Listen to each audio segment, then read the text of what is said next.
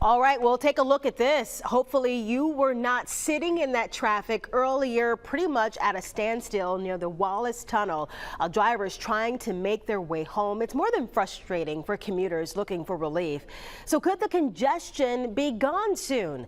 Well, a big announcement today to address that question.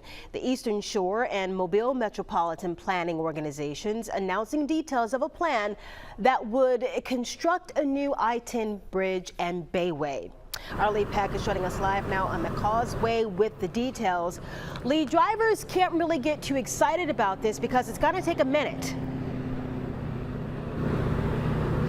It is going to take a minute. The projected timeline is about 5 years, and that, of course, can't come soon enough to those drivers sitting behind me on the bayway or maybe approaching the tunnel. It's very frustrating, like you were saying, but the important thing is they have a plan one officials believe will not only ease congestion but improve growth on both sides of the bay and give drivers more options. Now, we want to touch on the highlights of this proposed plan. Of course, there's no getting around those tolls to help pay for the project.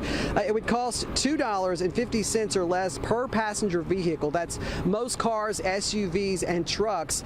$18 or less for the big rigs. Now, unlimited 40 monthly passes will be available, which averages to less than $1 per trip daily.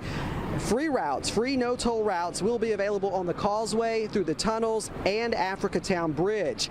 Now, at least $250 million in state funding will be allocated for the project, as well as $125 million in federal funding through a special grant.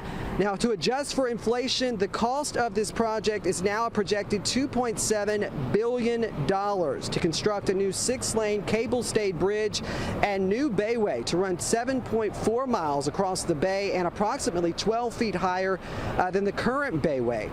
And toll revenue, it will all be used to pay down the project, with tolling to end once the debt is paid off.